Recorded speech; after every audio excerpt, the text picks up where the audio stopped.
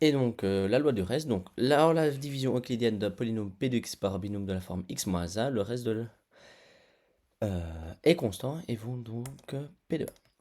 C'est-à-dire que on a notre polynôme p de x. Nous savons l'écrire sous la forme de donc d de x fois q de x plus r de x. Sauf que ici, nous ne travaillons pas avec diviseur quelconque, on travaille avec x moins a. On aura un polynôme q de x, et si on travaille avec x moins a, bah, on a le reste qui vaut p de a. Et donc, p de a, c'est bien la valeur du polynôme p de x évaluée en a. Et donc, notre objectif, à nous, il est clair. Notre objectif, c'est trouver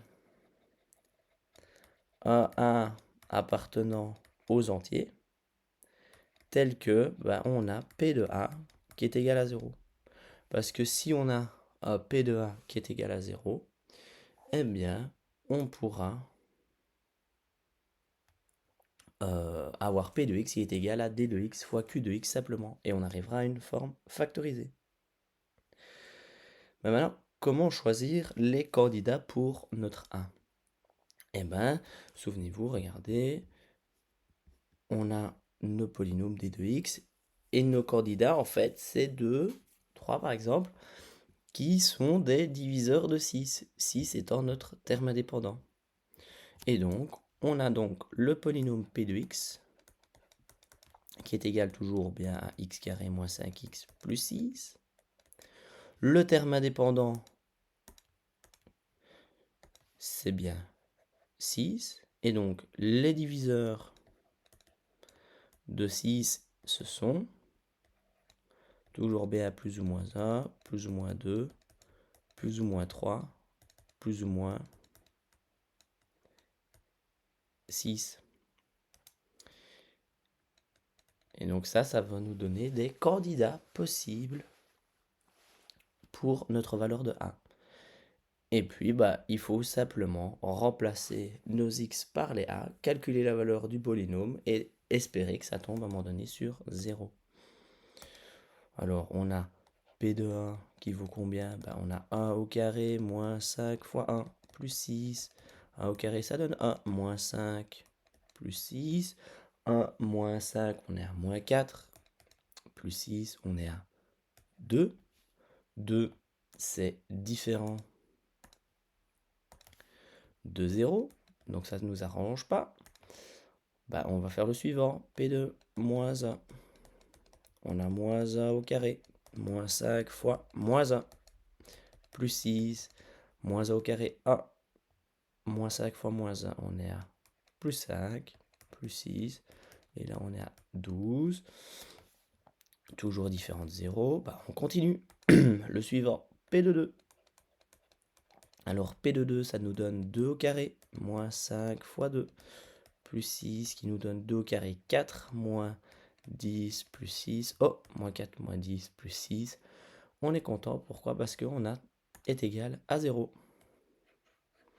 Donc je sais que mon candidat, ça va être 2. Donc une fois qu'on a trouvé notre candidat, ben, on va pouvoir appliquer la division d'un polynôme p de x par x moins 1. Et ça, ben, on va utiliser Horner, la grille d'Horner. Pour Horner, toujours bien faire attention, est-ce que mon polynôme est complet et ordonné? Avant de commencer notre grille. On a x carré moins 5x plus 6, on a bien puissance 2, puissance 1, puissance 0. Hein. 6, c'est 6 fois x exposant 0, qui donne 6 fois a. Est-ce que c'est bien ordonné? Ben, on est bien de la plus grande puissance à la plus petite. Et donc, on va pouvoir travailler avec notre grille d'Horner. Dans la grille d'Horner, qu'est-ce qu'on y met? Ben, on y met ici ben, la valeur à tester, en tout cas notre 2, notre valeur A.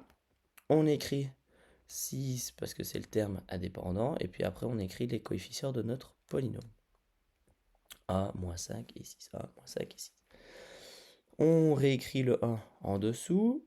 Ensuite, On va aller faire une multiplication.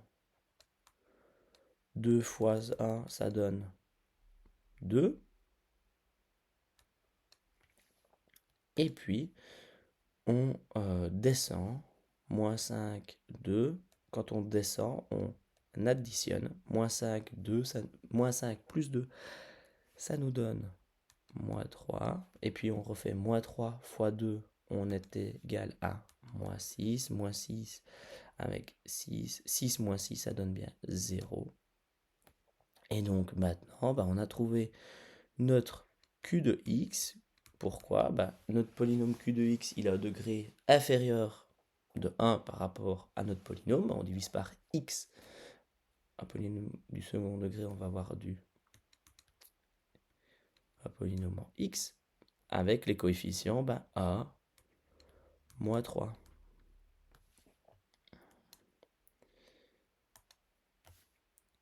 Une fois x moins 3 qui peut se réécrire bien évidemment x moins 3.